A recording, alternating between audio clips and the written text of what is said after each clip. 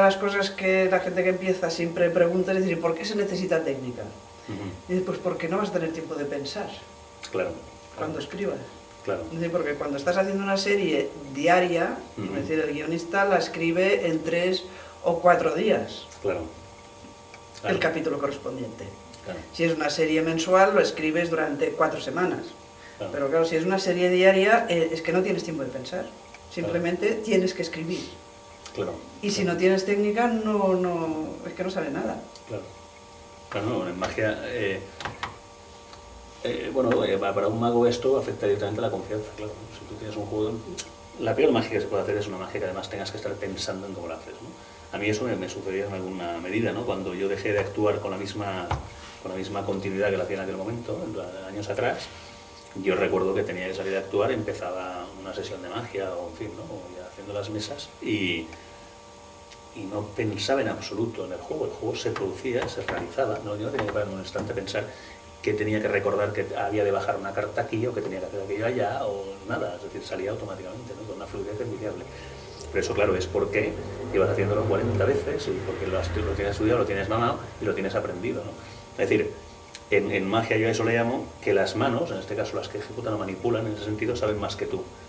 Y eso lo que permite es que ellas vayan haciendo su trabajo interno y tú puedas vivir en tu condición de mago y no de préstima, ¿no? En la vida externa del juego, que es donde te comunicas y te relacionas con el público, ¿no? Y se nota muchísimo cuando estás haciendo un juego y tienes que estar pensando en la estructura de ese juego, ¿no? Recordando, espérate, había que hacer esto, había que hacer lo otro, había que contar no sé qué, en fin. No se puede hacer una buena magia si tienes que pensarlo, o es bastante más difícil. Claro, en este sentido es lo mismo, es decir, o tienes la técnica asimilada, sí, exactamente, o sufres mucho, ¿no? Exacto.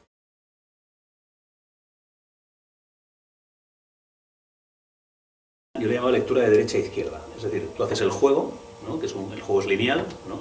Se desarrolla en el tiempo, pam, pam, pam, y culmina, ¿no?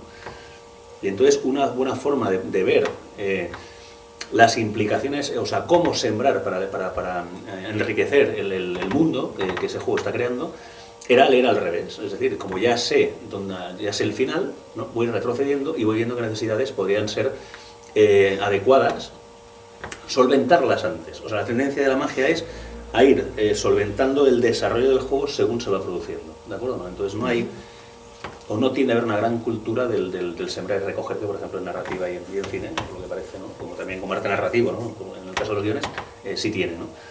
Pero sí que se utiliza, o sea, que el buen mago tiende a utilizarlo, deja rescoldos. Un ejemplo tonto, imagínate que yo voy a hacerle un juego a este espectador, ¿no? Es decir, pues todo eso está planteado. Si elige un espectador de la derecha, se elige uno de la izquierda, se elige a una mujer, se elige a un hombre, se elige a un niño, todo eso también está predeterminado, ¿no? Está pensado. O sea, no es casual. No es casual. Por poner un caso, yo sé que el siguiente juego se lo voy a hacer a este señor de aquí, ¿no? Voy a utilizar a esta persona de aquí. Bueno, pues ya en el primero, por ejemplo, ¿vale? Yo ya me dirijo a él, ¿no? Y le digo, bueno, la magia es un arte fascinante, ¿no? ¿No te parece que es fascinante? Sí. ¿Cómo te llamas? Pepe, fascinante. Una maravilla, claro. Mira, por cierto, y ahora hago un juego con aquel. Pam, pam, pam, pam, pam, pam. En un momento dado tengo que hacer algo y lo tengo que cubrir. De aquí a un rato tendré que hacer un paso, un movimiento, cualquier cosa que debe quedar cubierta y no se ha de ver, ¿vale?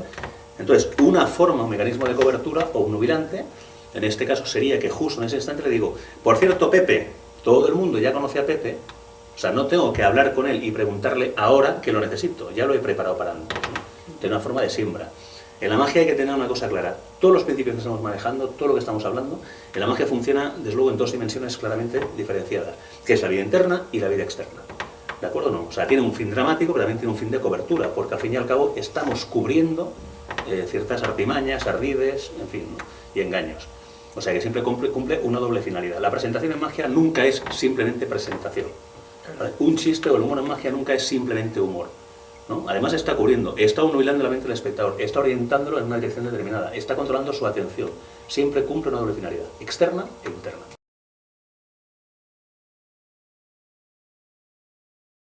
Que esto es muy fácil de ver en cartomagia y muy difícil de ver en el guión, es la claridad. Ajá. Es decir, a más claro y simple y sencillo esté escrito un guión, o sea, conseguir la claridad en un guión es dificilísimo. Claro. Porque necesitas no solo frases cortas, sino que sea muy concreto y muy fácil. Claro, sí. Muy claro, sí, ¿no? Sí, en la construcción de un juego eso es fundamental. fundamental. Primero, para no marear al espectador, para no confundirlo, para que tenga una visión clara de todas las circunstancias que ocurren durante el juego, porque de eso depende el efecto final. Al final siempre estamos acabando hablando, nos abocamos siempre al mismo fin, ¿no? Que es el efecto. Todo es por y para el efecto, ¿no? ¿Vale? Entonces, la claridad es fundamentalísima. Y otra cuestión importante, además, dentro de la magia, no sé si dentro del cine, es la economía. Es decir, los dos pilares que sostienen un juego no serían pilares, serían dos tensores entre los que el juego se mueve, es la claridad y la economía. El justo equilibrio entre ambas es el ideal armónico de ese juego, ¿no? Constructivamente hablando.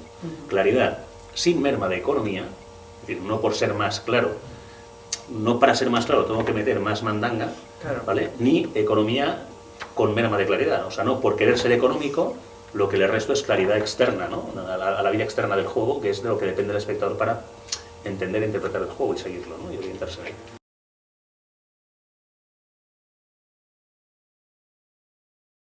Una de las cosas importantes para la escritura dramática es pensar en contrarios. Sí, Es decir, si piensas en contrarios, acabas funcionando. Es decir, si tenemos agua, fuego. sí, Y a partir de aquí te ayuda mucho la dinámica dramática. claro. Bueno, en la magia ya está claramente representada la estructura del juego, ¿no? Lo que decíamos antes, la fase expositiva, situación inicial, momento mágico y situación final.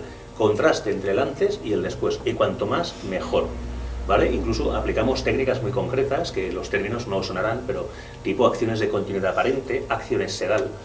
Acciones sedal, por ejemplo, que esos son conceptos de un gran teórico español, que fue el que revolucionó la magia cerca a nivel de concepción teórica de la misma, que fue Arturo Gascani, ¿no?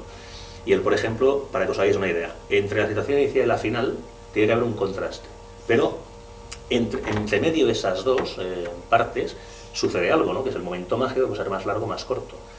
Si, por ejemplo, si queremos que alguien olvide algo, lo que creamos es lo que llamamos un paréntesis de olvido, es decir, creamos una realidad determinada, ¿vale? Hablamos tal, volvemos a ella y el espectador ya ha perdido las referencias respecto de cómo estaban y las podemos encolumnar de una manera distinta, ¿no? Se ha olvidado de ciertos referentes y nosotros los modificamos psicológicamente para que cuele.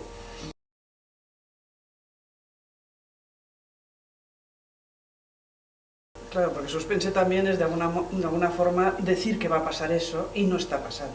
Es decir, dar una información al espectador antes incluso de que lo sepa el protagonista. Si le dejas anticiparse, Claro. Pero es una anticipación orientada, claro, dirigida por el mago, claro, hacia sus fines. Y en la escritura dramática otro elemento importante es el peligro. Da igual, aunque sea una comedia romántica, es el peligro de que el personaje protagonista no consiga al chico o a la chica. Claro. O sea, el peligro siempre existe. Y claro, desde luego en un efecto mágico el peligro... Sí, el peligro, los obstáculos, todo eso son cosas, los casos tan... una forma de expresarlo muy básica, cuando vas a mezclar una baraja, la vas a cortar después de que el espectador mezcle, o le permites que corte, mira una carta, mezcle la baraja, la pierda por en medio. Entonces, todo eso son obstáculos para... Bueno, ¿y ahora qué? Ahora la voy a adivinar, la voy a localizar, la voy a hacer aparecer en algún lado. De entrada las condiciones son imposibles, aparentemente, ¿no? Entonces, eso es para el espectador obstáculos que además cumplen otro fin psicológico.